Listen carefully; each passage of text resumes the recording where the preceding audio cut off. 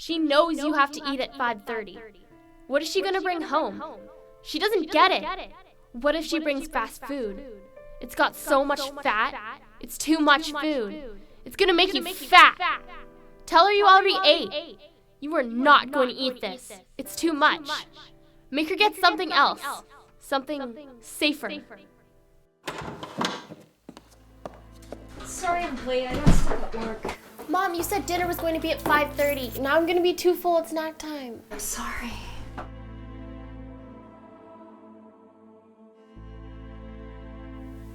I thought we could have something quick. I just knew I wasn't going to have time to make dinner. I'm not eating that. Okay, you have to eat. It's just this one time.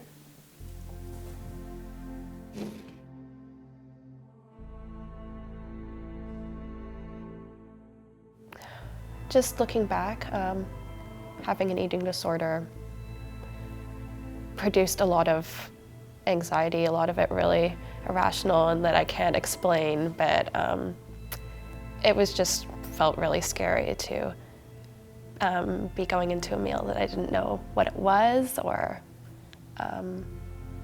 not being able to measure it and stuff. It was very anxiety provoking. My mother didn't understand the importance of time and what the meal plan that they had sent and given us or explained to us meant.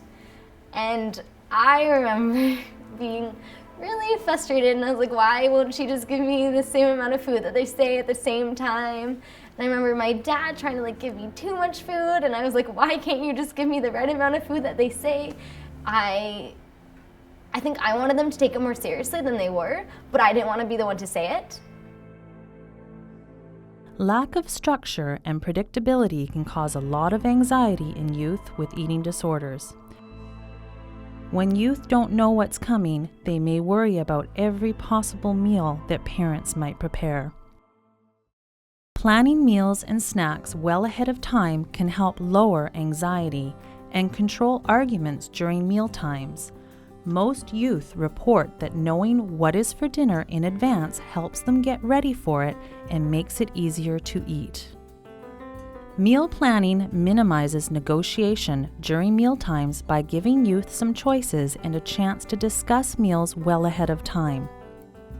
Planning also ensures adequate nutrition.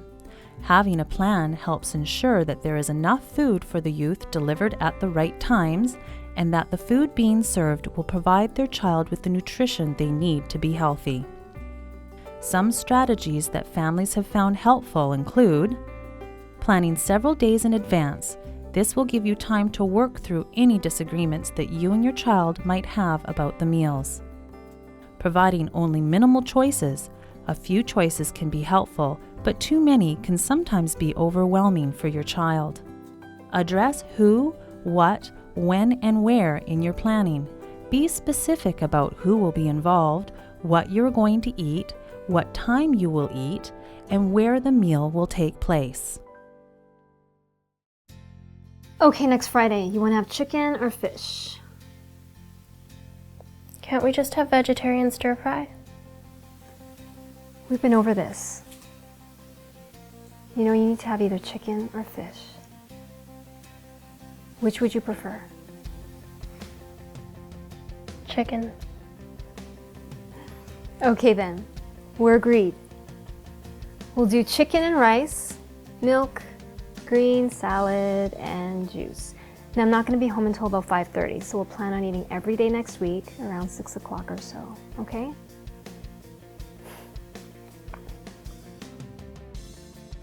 I think at the very beginning, having a fair amount of structure was really helpful for me.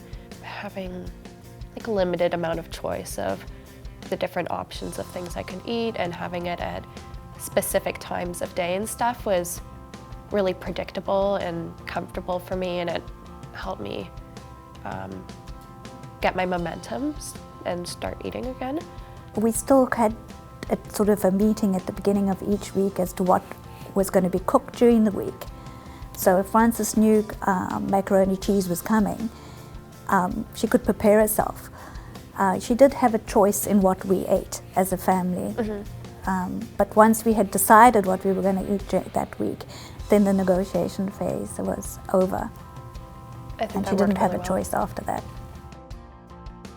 When it was a well-planned meal, I felt calmer, and I didn't get as many eating disorder thoughts. There wasn't like that voice telling you you need to stop eating now, it's too much.